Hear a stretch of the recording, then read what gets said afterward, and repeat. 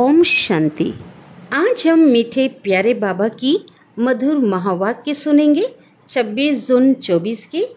आज की मुरली का सार है, मीठे बाबा कहते हैं, मीठे बच्चे सदा इसी नशे में रहो कि हमारा पद्मा पदम भाग्य है जो पतित पावन बाप के हम बच्चे बने हैं। उनसे हमें बेहद का सुख का वर्षा मिलता है। आज की मुरली का प्रश्न है, तुम बच्चों को किसी भी धर्म से घृणा नफरत नहीं हो सकती, क्यों? उत्तर है, क्योंकि तुम बीज माना परमपिता परमात्मा और झाड़ को जानते हो। तुम्हें पता है कि यह मनुष्य सृष्टि रूपी बेहद का झाड़ है। इसमें हर एक का अपना अपना पार्ट है। नाटक में कभी भी एक्टर्स एक दो से घृणा नहीं करते हैं। तुम जानते हो, हमने इस नाटक में हीरो हीरोइन का पार्ट बचाया ना, मुख्य पार्टधारी रहे। हमने जो सुख देखे वह तो कोई देख नहीं सकता। तुम्हें तो अथाह खुशी है कि सारे विश्व पर राज्य करने वाले हम हैं। ओम शांति। ओम शांति कहने से ही बच्चों को जो नॉलेज मिली है वह सारी बुद्धि में आ जानी चाहिए। बाप की भी बुद्धि में कौन सी नॉलेज है? यह मनुष्य सृष्टि रूपी झाड़ है जिसे कल्प वृक्ष भी कहते हैं। उसकी उत्पत्ति, पालना, फिर विनाश कैसे होता है, ये सारा बुद्धि में आना चाहिए। जैसे वह जड़ झाड़ होता है, जैसे आम जामुन का होता है ना, जड़ झाड़, जिसका बीज कैसा होता है? जड़ होता है। और यह है, ये सृष्टि रूपी जो वृक्ष है वो चैतन्य है, क्योंकि इनका बीज परमपिता परमात्मा क्या है? चैतन्य है। उनकी महिमा भी गाते हैं। कौन सी महिमा?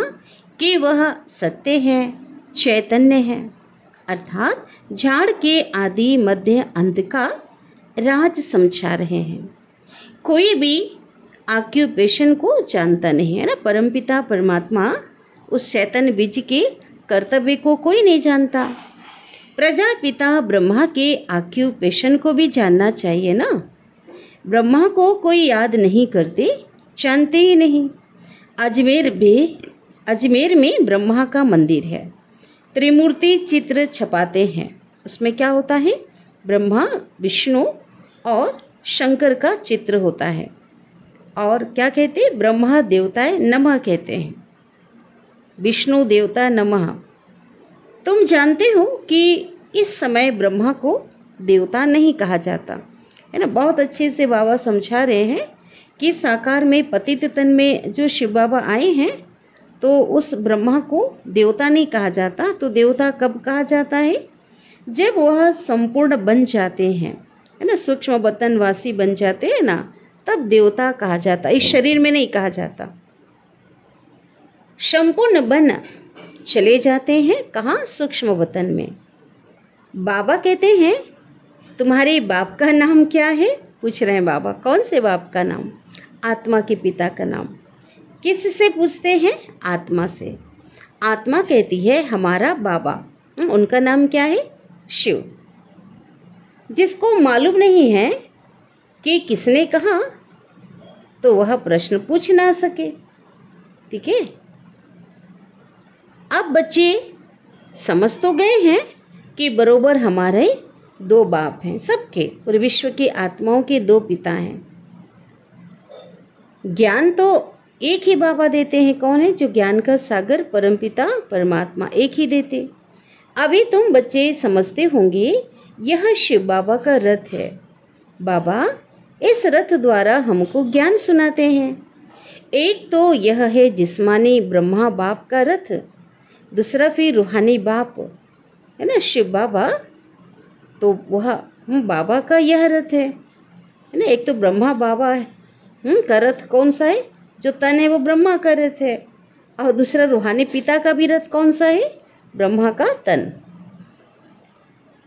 तो उस रूहानी बाप की जो महिमा है, सुख का सागर, शांति का सागर, प्रेम आनंद का, पवित्रता का सागर, पहले तो यह बुद्धि में रहेगा कि यह बेहद का पिता है, जिससे बेहद का हम बच्चों को वर्षा मिलता है, और वही पिता हमें पावन दुनिया के मालिक बनाते हैं।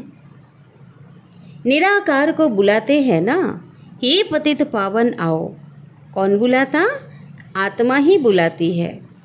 जब पावन आत्मा है तब नहीं पुकारते, है ना। सतयुग में सभी प्योर हैं, पावन हैं, वहाँ तो कोई दुख अशांति है ही नहीं, वहाँ तो कोई नहीं बुलाते हैं। जब पतित हैं तो पुकारते हैं। अब तुम आत्मा जानती हो कि वह पतित पावन बाबा इस तन में आया है। यह बोलना नहीं है, हम उनके बने हैं। यह सौभाग्य तो क्या पदम भाग्य की बात है, सौभाग्य नहीं, लाख हजार नहीं, है ना, पदम भाग्य की बात है। फिर उस बाप को भूलना क्यों चाहिए? इस समय बाबा आए हैं, यह नई बात है ना। एक ही बार आते हैं सृष्टि पे और इस समय आए हैं। शिव जयंती भी हर वर्ष मनाई जाती है, तो ज़रूर वह एक ही बार आते हैं ना। लक्ष्मी नारायण सतयुग में थे, इस समय नहीं है। इस समय शिव बाबा है, लेकिन लक्ष्मी नारायण तो भी नहीं है। तो समझाना चाहिए कि उन्होंने जरूर पुनः जन्म लिया होगा। 16 कला से फिर 12 कला में नीचे आए होंगे। यह तुम्हारे बिना कोई भी नहीं जानते। सतयुग कहा जाता है नई दुनिया को, वहाँ सब कुछ नया ही नया है। नई दुनिया माना हर कुछ नया। देवता धर्म नाम भी गाया जाता है। वहाँ देवताएं, वही देवताएं जब वाम मार्ग में जाते हैं ना, पतित बन जाते द्वापर काल में, तो क्या होता है? फिर उनको नया नहीं कह सकते, तो देवता भी नहीं कह सकते। कोई भी ऐसे नहीं कहेंगे कि हम उनकी वंशावली के हैं, है ना, क्योंकि पतित बन गए। अगर अपने को उस वंशावली के समझते तो फिर उनकी महिमा और अपनी निंदा क्यों करते? बहुत सुंदर क्लियर बाबा ने बताया। उनकी महिमा करते देवताओं की कि आप सर्वगुण संपन्न हो, है ना, और हम कौन हैं, और हम तो नीच हैं, पापी हैं। तो अगर उनकी वंशावली समझते तो अपने निंदा नहीं करते। महिमा जब करते हैं तो ज़रूर उन्हों को पवित्र और अपने को अपवित्र पतित समझते हैं। पावन से पतित बनते हैं, पुनः जन्म लेते हैं। कौन लेते हैं पुनः जन्म? देवताएं नीचे उतरते जाते हैं ना। पहले पहले जो पावन थे वही फिर क्या बने हैं? पतित बने हैं।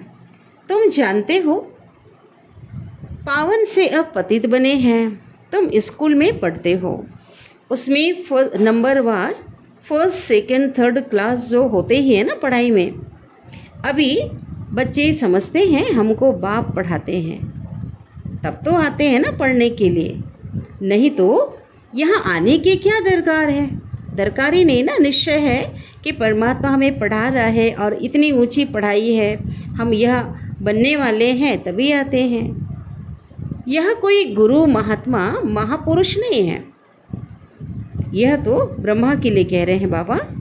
यह तो साधारण मनुष्य तन है, सो भी बहुत पुराना है, जिनके बहुत जन्म के अंत में मैं प्रवेश करता हूँ।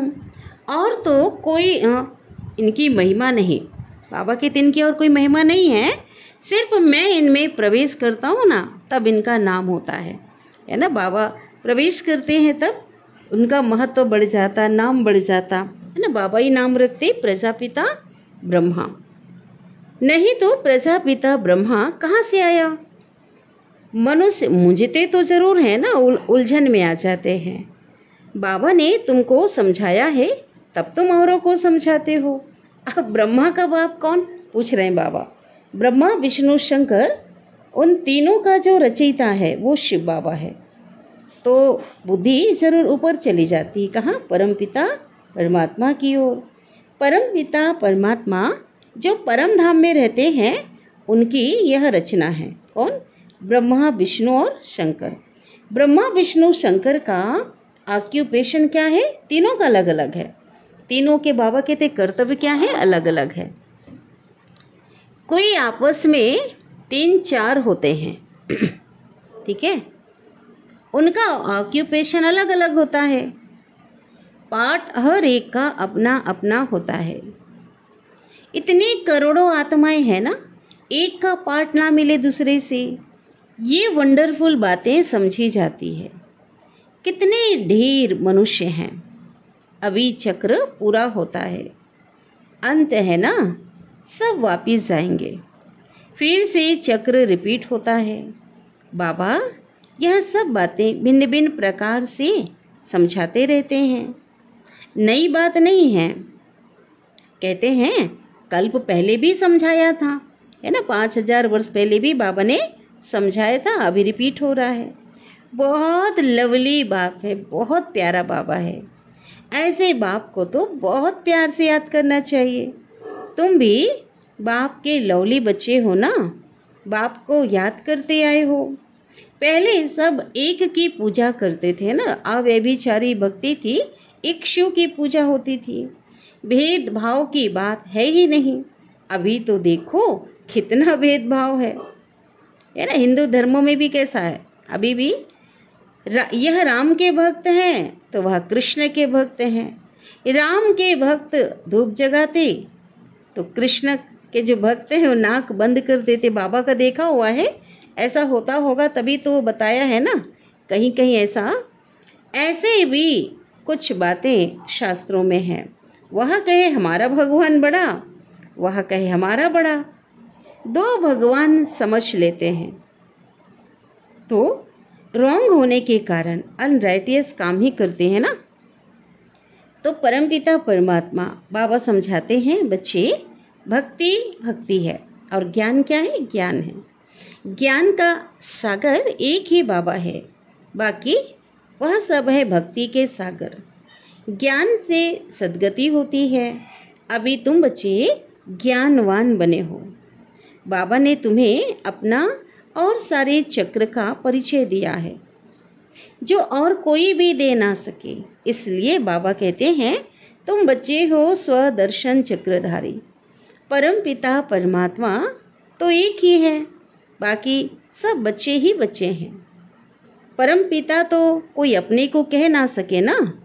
तो जो अच्छे समझदार मनुष्य हैं वह समझते हैं यह कितना बड़ा ड्रामा है ना, रंगमंच है, यहाँ पे क्या चल रहा है, ड्रामा।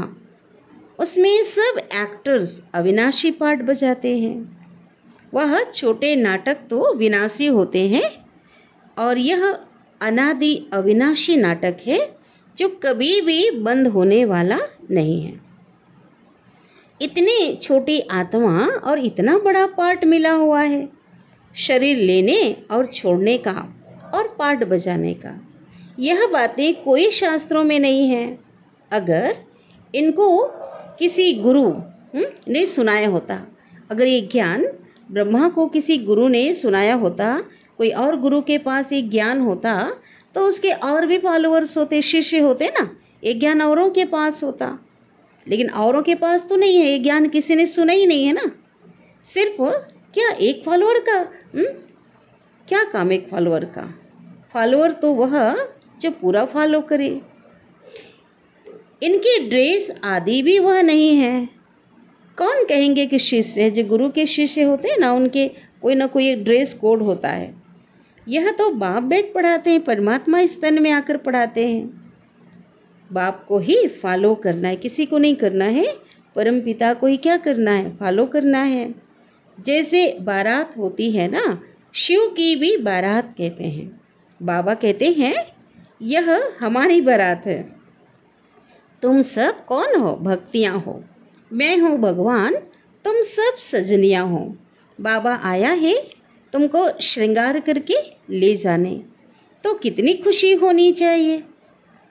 अब तुम सृष्टि के आदि मध्य अंत को जानते हो। तुम बाप को याद करते करते पवित्र बन जाते हो, तो पवित्र राजाई मिलती है। बाबा समझाते हैं मैं आता ही हूँ अंत में, मुझे बुलाते ही हैं कि पावन दुनिया की स्थापना और पतित दुनिया का विनाश कराने आओ। इसलिए महाकाल भी कहते हैं। महाकाल का भी मंदिर होता है ना। काल के मंदिर को मंदिर तो देखते हैं ना। शिव को काल कहेंगे ना, बुलाते हैं कि आकर हमें पावन बनाओ, आत्माओं को ले जाते हैं ना। बेहद का बाबा शिव बाबा कितनी ढेर आत्माओं को लेने के लिए आए, मन पूरी सृष्टि की आत्माओं को ले जाते हैं ना। काल काल महाकाल सब आत्माओं को पवित्र गुलगुल बना करके घर ले जाते हैं। गुलगुल बन जाए है ना, पवित्र बन जाए, फिर बाप भी ले चलते गोद में। अगर पवित्र नहीं बनेंगे तो सजाएं खानी पड़ेगी। फर्क तो रहता है ना, पाप रह जाते हैं तो फिर सजा खानी पड़े, पद भी ऐसा मिलता है। इसलिए बाबा समझाते हैं, मीठे बच्चों बहुत बहुत मीठा बनो। श्री कृष्ण सबको मीठा लगता है ना। कितना प्रेम से श्री कृष्ण को झूले में झुलाते हैं। ध्यान से श्री कृष्ण को छोटा देख गोद में झट उठाकर प्यार करते। किसी को ट्रांस में कोई जाता है, साक्षात्कार होता है तो उसमें देखते भी हैं और अनुभव करते हैं। उसको उठा लिया, उसे गोद में लिया, फिर बैकुंठ में चले जाते हैं। वहाँ श्री कृष्ण को चैतन्य रूप में देखते हैं। अभी तुम बच्चे जानते हो सचमुच बैकुंठ आ रहा है। हम भविष्य में यह बनेंगे। श्री कृष्ण पर देखो कितने कलंक लगाते हैं। कौन से कलंक लगाते हैं? मटका फोड़ा है ना, वस्त्र हरण किया और वस्त्र छुपाए, और क्या क्या इतनी पटरानी रानियों को भगाया, पटरानी को। तो ये सब रॉन्ग है ना। तुम बच्चों को पहले नशा चढ़ना चाहिए। शुरू में तो बहुत साक्षात्कार हुए। स्थापना के समय शुरू में जब साकार ब्रह्मा के तन में शिव बाबा आते थे तो बहुत साक्षात्कार का पाठ चढ़ा। फिर अभी बाबा कहते पिछाड़ी में भी अंत का समय, विनाश काल के समय भी क्या होगा, बहुत साक्षात्कार होंगे। ज्ञान देखो कितना रमणीक है ना। मन को क्या करने वाला, मनमोहक बनाने वाला, बहुत रमणीक है। कितनी खुशी रहती है। भक्ति में तो कुछ भी खुशी नहीं रहती। भक्ति वालों को यह थोड़े मालूम होता है रहता है कि ज्ञान में कितना सुख है ना। आज तो जो ज्ञान में वही समझ सकते हैं ना, परमात्मा के प्यार में, उसकी याद में, उसके सानिध्य में कितनी खुशी है, कितनी मीठी मुरली उनके समझानी है। वो तुलना नहीं कर सकते। बाबा कहते बहुत फर्क है। तुम बच्चों को पहले यह नशा चढ़ना चाहिए। यह ज्ञान सिवाय बाप के है ना, परम पिता के और कोई भी ऋषि मुनि आदि दे नहीं सकते। लौकिक गुरु तो किसको भी मुक्ति और जीवन मुक्ति का रास्ता बता नहीं सकते। तुम समझते हो कोई भी मनुष्य गुरु हो नहीं सकता। जो कहे हे आत्माओं, बच्चों मैं तुमको समझाता हूँ। बाप तो बच्चे बच्चे, बाबा को तो बच्चे बच्चे कहने की प्रैक्टिस है ना। कोई गुरु थोड़ी कहेगा, बच्चे बोल नहीं सकता। जानते हैं, बाबा तो जानते हैं ना ये हमारी रचना है। यह बाप भी कहते हैं मैं सबका रचयिता हूँ। तुम सब भाई भाई हो, सबको पाठ मिला हुआ है। कैसे मिला है वह बाबा बैठ समझाते हैं। आत्मा में ही सारा पाठ भरा हुआ है।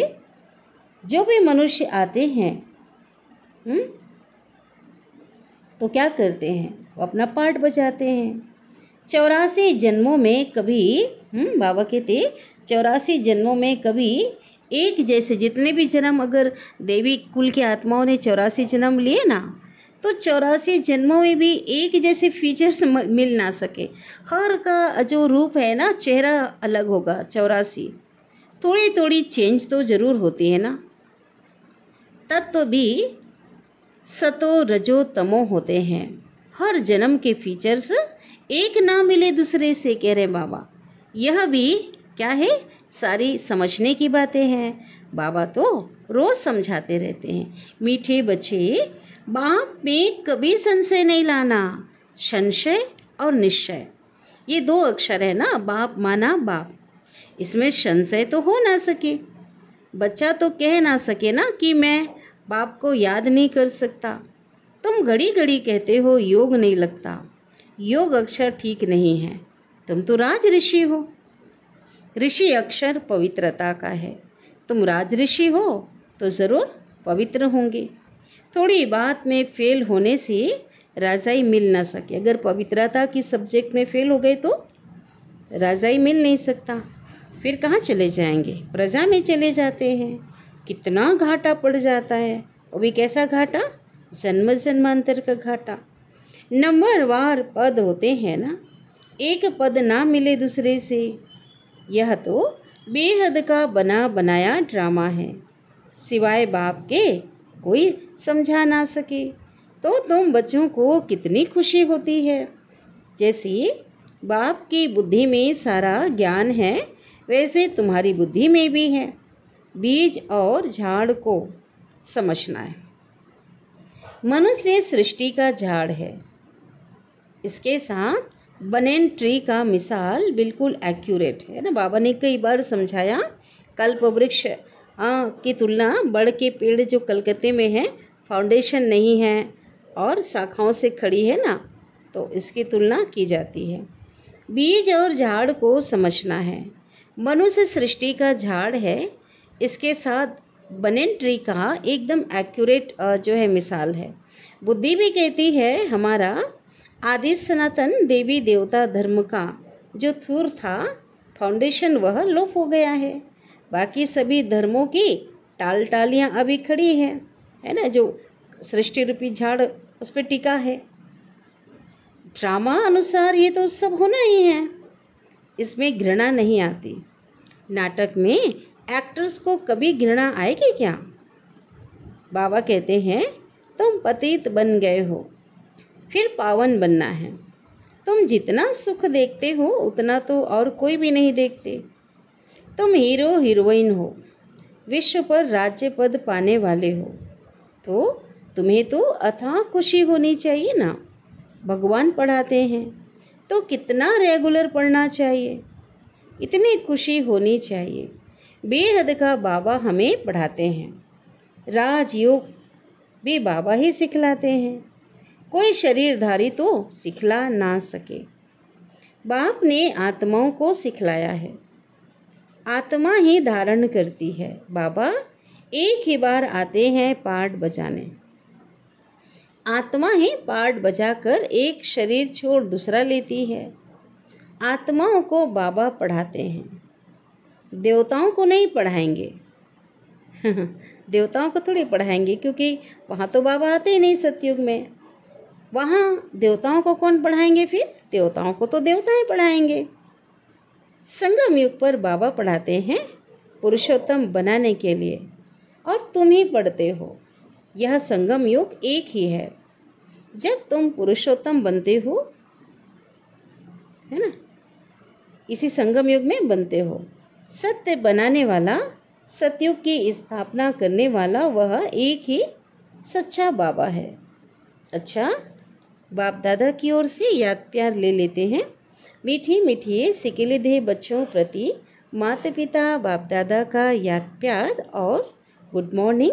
रूहानी बाप के रूहानी बच्चों को नमस्ते, और हम रूहानी बच्चों की रूहानी माता पिता बाप दादा को याद प्यार, गुड मॉर्निंग और नमस्ते। शुक्रिया बाबा, शुक्रिया आपका दिल से पद्मा पदम गुना शुक्रिया। धारणा के लिए मुख्य सार, संगम युग पर डायरेक्ट भगवान से पढ़ाई पढ़कर ज्ञानवान आस्तिक बनना है और बनाना है। कभी भी बाप व पढ़ाई में संशय नहीं लाना है। सेकंड पॉइंट है, बाप समान लवली बनना है। भगवान हमारा श्रृंगार कर रहे हैं, इसी खुशी में रहना है। किसी भी एक्टर से घृणा व नफरत नहीं करनी है। हर एक का इस ड्रामा में एक्यूरेट पार्ट है। वरदान दे रहे हैं बाबा। सेवाओं की प्रवृत्ति में रहते बीच बीच में एकांतवासी बनने वाले अंतर्मुखी भव। विस्तार है, साइलेंस की शक्ति का प्रयोग करने के लिए अंतर्मुखी और एकांतवासी बनने की आवश्यकता है।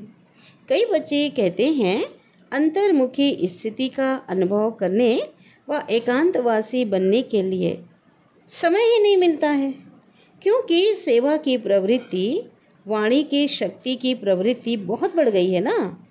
लेकिन बाबा कहते इसके लिए तो इकट्ठा आधा घंटा या 1 घंटा निकालने की बजाय, है ना, साइलेंस का जो अनुभव करना है, तो उसके लिए बीच बीच में थोड़ा समय भी निकालो तो शक्तिशाली स्थिति बन जाएगी, है ना। एकांतवासी बनने के लिए बाबा ने कहा कार्य करते हुए, सेवा करते हुए भी थोड़ा थोड़ा समय निकालो। स्लोगन है, ब्राह्मण जीवन में युद्ध करने के बजाय मौज मनाओ तो मुश्किल भी सहज हो जाएगा। ये ब्राह्मण जीवन कैसा है? मौजों का, हाँ, मौजों का युग है। तो मौजों का युग में क्या करना है? मौज मनाना है ना। हमें युद्ध नहीं करनी है। तो अभी तो संगम युग, मौजों का युग है, आनंद उत्सव मनाने का युग है। अगर युद्ध ही करते रहेंगे तो मौज का अनुभव थोड़ी करेंगे, है ना। तो मूंझना नहीं है और ना ही क्या करना है, युद्ध करना है। अच्छा, ओम शांति।